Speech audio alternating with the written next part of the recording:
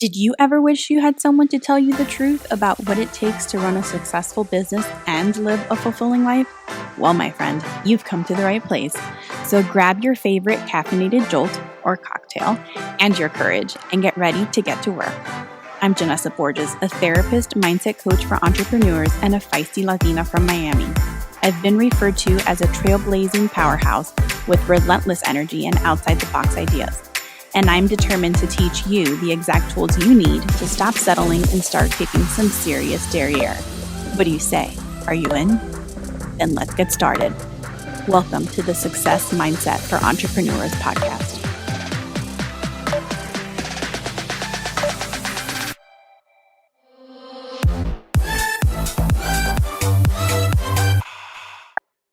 So I am super excited for today's episode because I found my business bestie. Her name is Jen, and she is in charge of an entire empire, not just at her house, but in her very own business. She runs an amazing company that designs glamorous, affordable websites for powerful entrepreneurs, and she has an entire team devoted to helping those entrepreneurs to continue to find visibility in their businesses without the stress, because I'm all about delegating, and every single thing in my life, including this podcast episode that she has edited, is all Jen. I bring the brains, she does everything else. And let me tell you, it takes a lot of brains to deal with me. So Jen is on with us now, and I am super excited because I wanted to talk to her about her mindset shifts going from employee to CEO. My first question for you, my beautiful friend, is when did you even decide that you wanted to open your own business? Well, thank you so much for having me on. I love the introduction. You're too kind.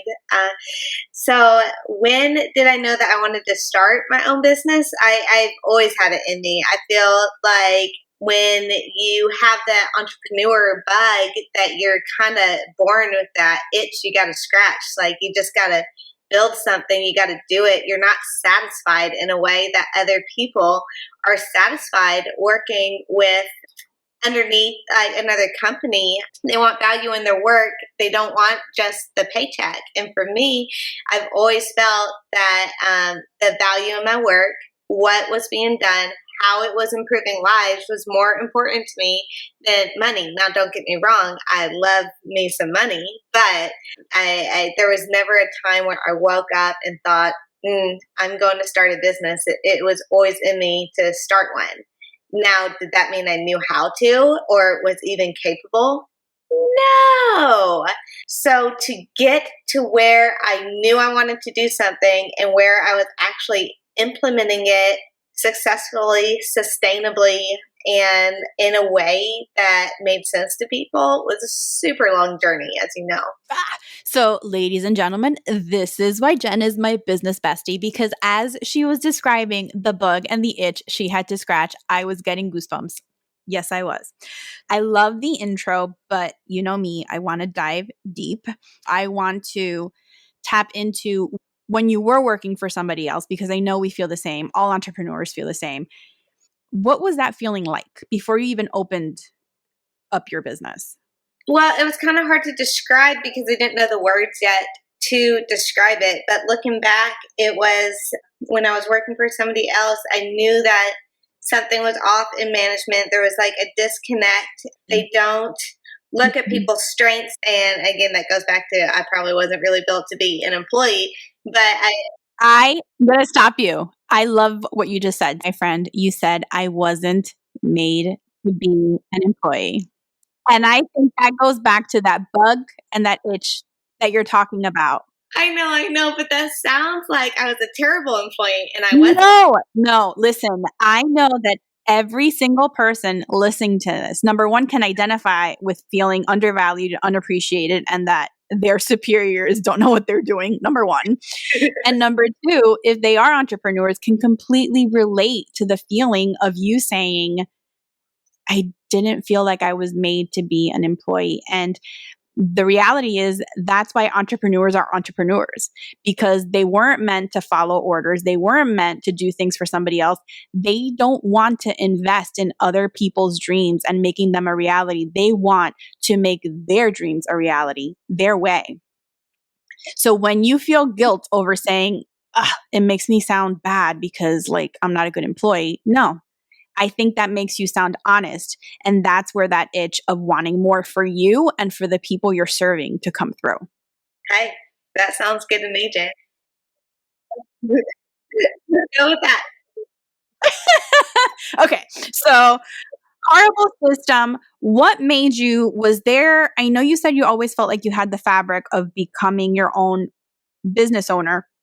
Was there like a shifting point where you said, like, that's it, I'm going to do it? Like, when did that happen? Where in your life did you say, okay, I'm still going to work my job. I have to work my job, but I'm going to give this entrepreneur thing, I'm going to take a crack at it. When did that happen?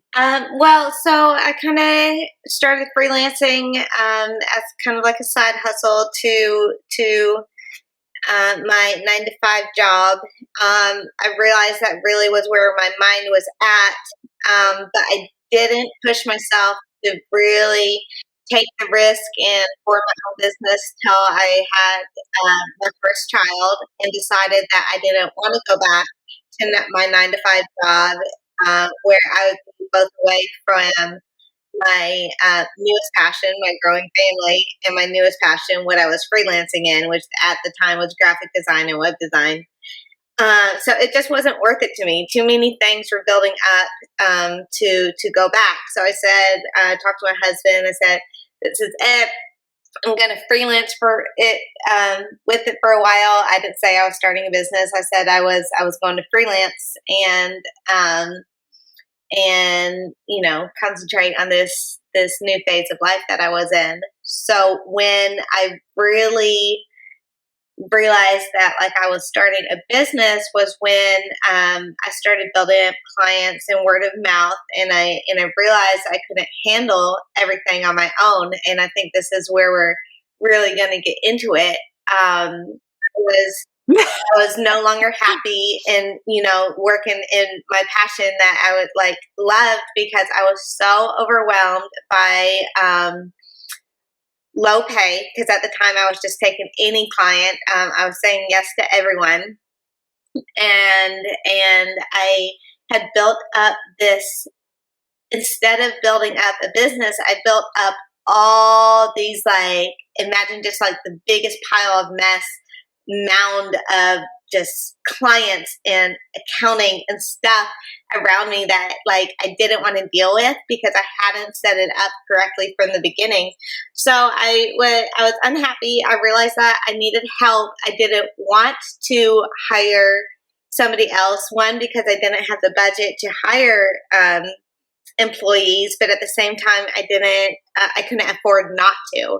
So one day it was sort of like I just woke up and I all of a sudden put out the word that I was hiring for additional graphic designers, web designers. I didn't, again, I cannot emphasize enough like how I did not have the money or resources to do this, but I knew I had to change. So I forced myself into it. So I hired a couple people to help me get organized and start taking off some clients and taking on some of the clients that I had built up. And I realized that in doing that, it did this amazing shift to where I was paying them to take clients. So then I had more time to get higher paying clients, to give them better quality service. And that brought in the money that I needed to pay the employees in the first place. So it was almost this beautiful, I hate to throw out the word, but manifested change. Like I just put it out in the world that I needed the help. I took the risk. I sorted out what I needed to sort out, and things fell in line because I was doing it properly for the first time since I had quote unquote started like my business. So there are two things that you brought up that I want to touch. the first thing, and you said it, I'm going to start quoting you. You said, I couldn't afford not to. I couldn't afford not to hire people. The fact that you knew that you couldn't afford not to and that you took the risk, and my favorite line is starting before you're ready, that's exactly what you just did. You said, I'm doing this. I woke up. I need to do this. I'm putting it out. I'm putting it onto the universe, manifesting, willing it, working on it, pushing it, whatever you want to call it. You made it happen.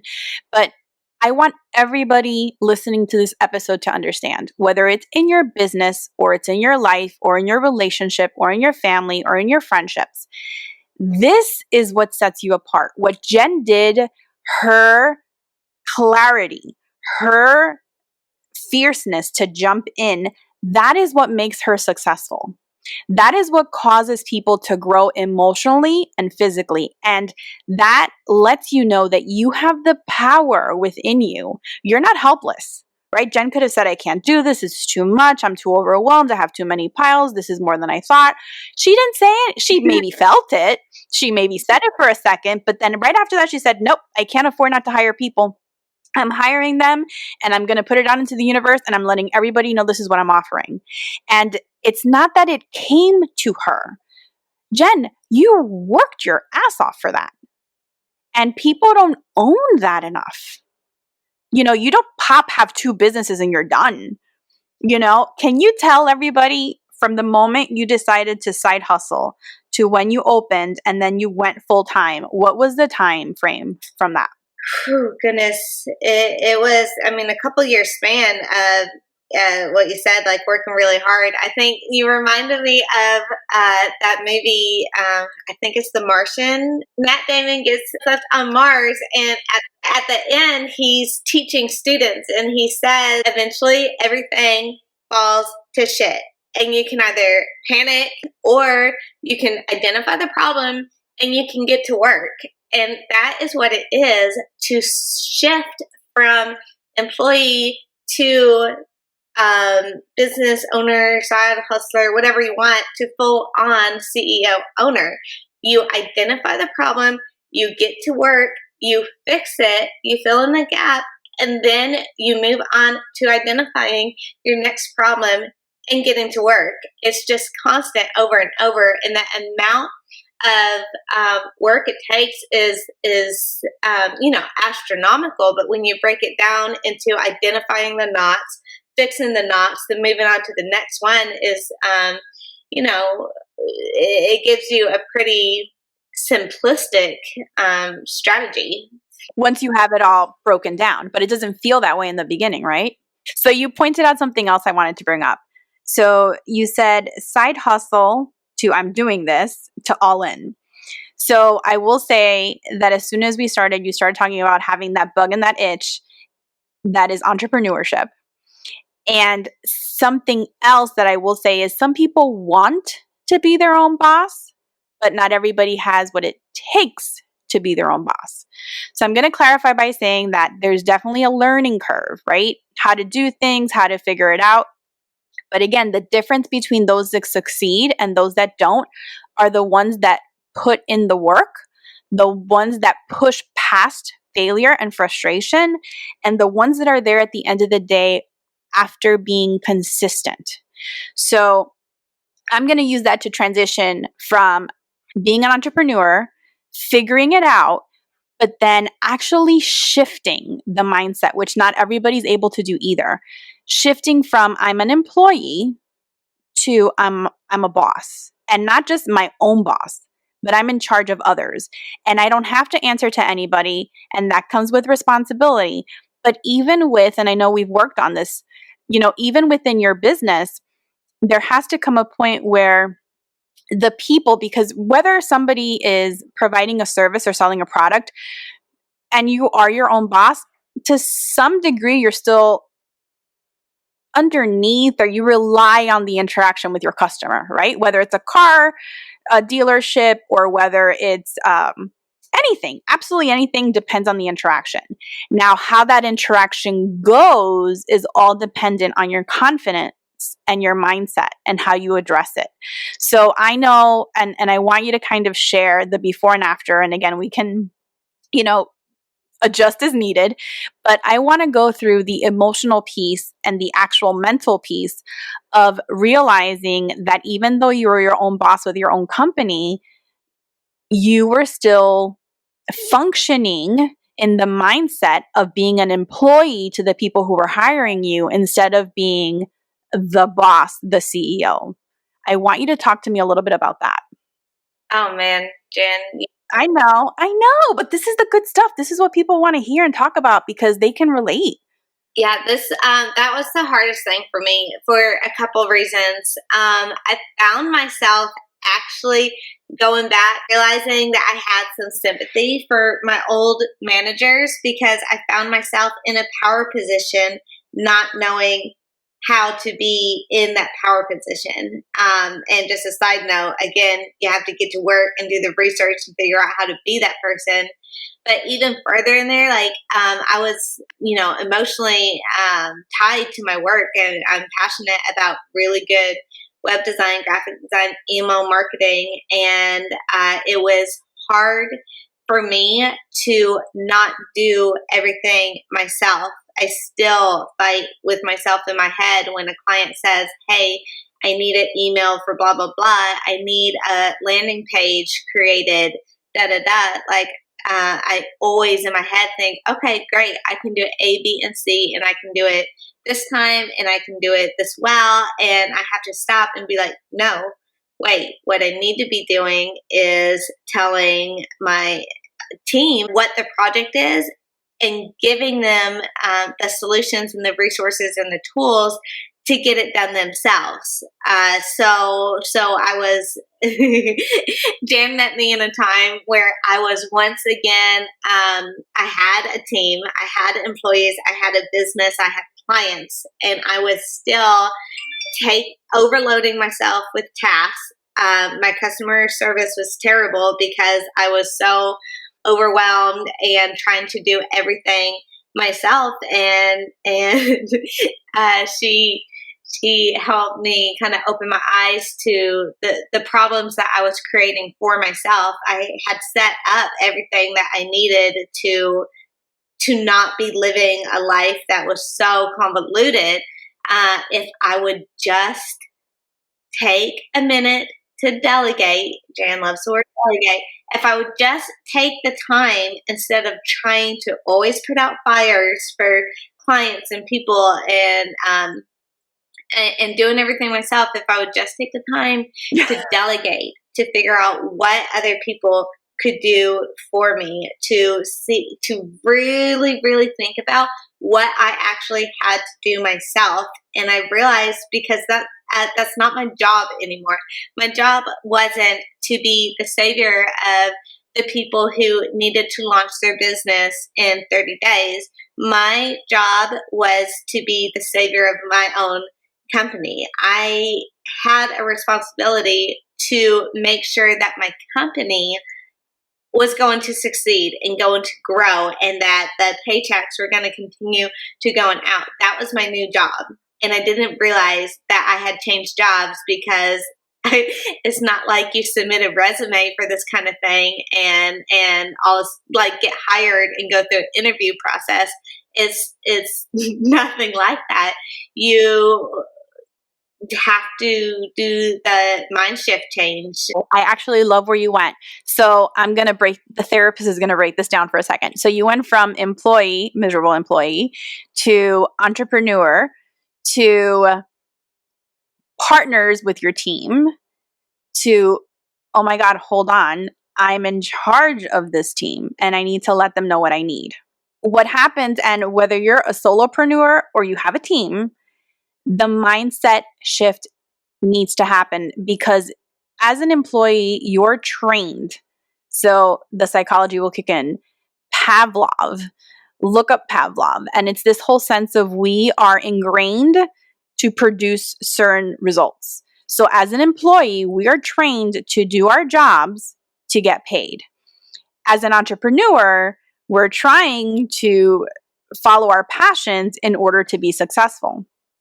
But even as a solopreneur, you have to understand that you cannot wait for other people to tell you what to do.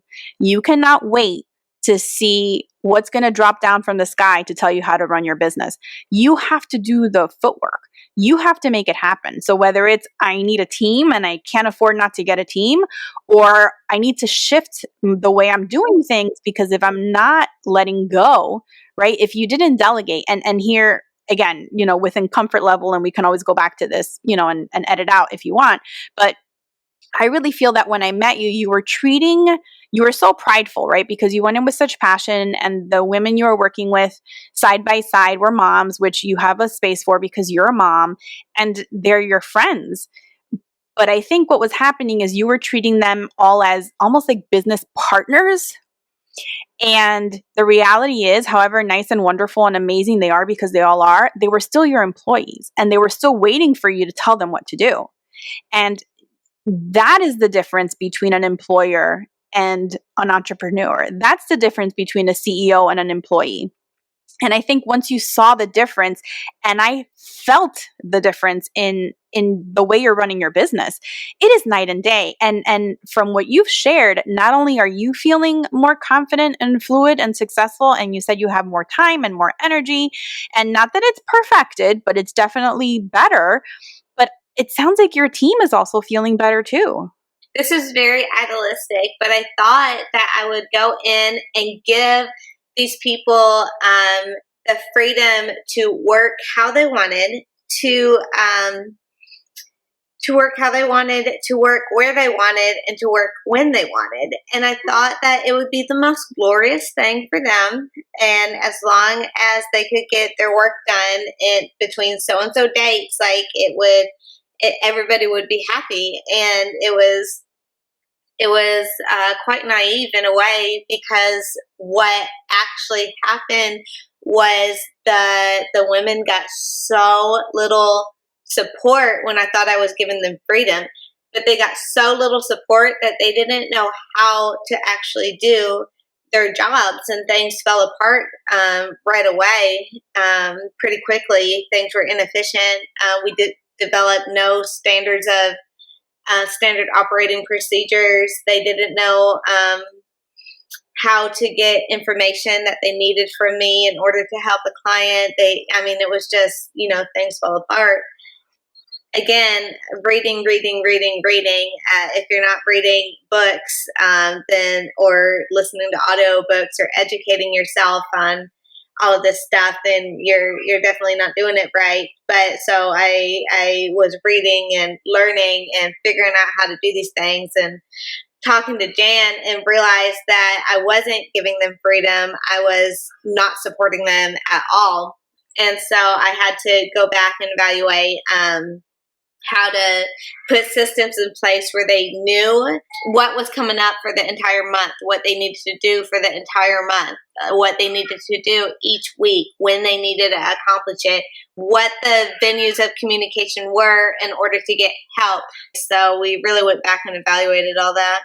I have to applaud you for even looking at that, because not everybody's able to digest that and admit, okay, I'm not doing this the best way. There is another way. I'm going to figure this out and I'm going to implement it.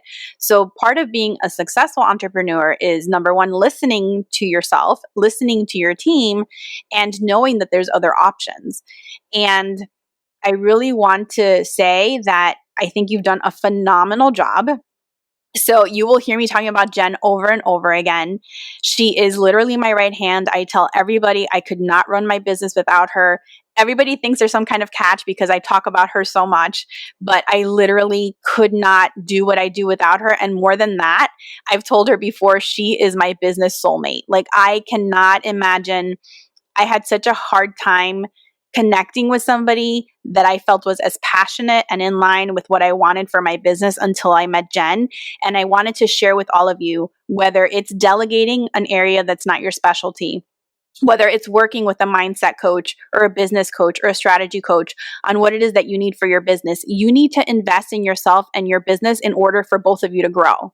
So I will put down in my show notes. We're going to put down the access to both Jennifer's amazing opportunity to work with her on designing your website or tweaking it up if you need a remodel and starting from scratch, and her amazing team that does everything that I always need help with. She has been a light at the end of my entrepreneurial journey. And I told her that she has a client for life because I could not imagine doing what I'm doing without having her by my side because we are so in sync.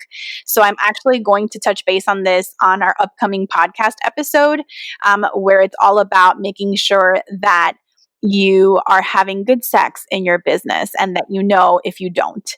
So, Jen, thank you so much for joining us today.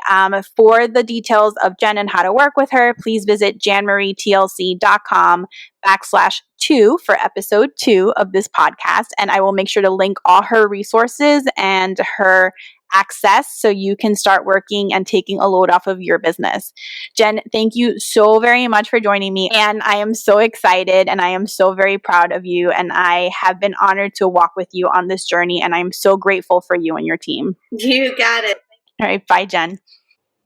Thank you so much for joining me today. I am so excited you tuned in. The best way to find out the second a new episode is released and receive all the valuable tools and actionable steps I share is to subscribe to the podcast. So make sure you do that. If there are any topics you'd like addressed, or if you have any burning questions you want answered, visit janmarietlc.com/podcast. And make sure to share this with any other entrepreneur friends that you know can benefit from learning the mindset it takes to create a business and life they truly love. And last but definitely not least, I would love your feedback. So leave a review and I'll make sure to share that love on a future podcast episode. Sending you so much love. Until next time.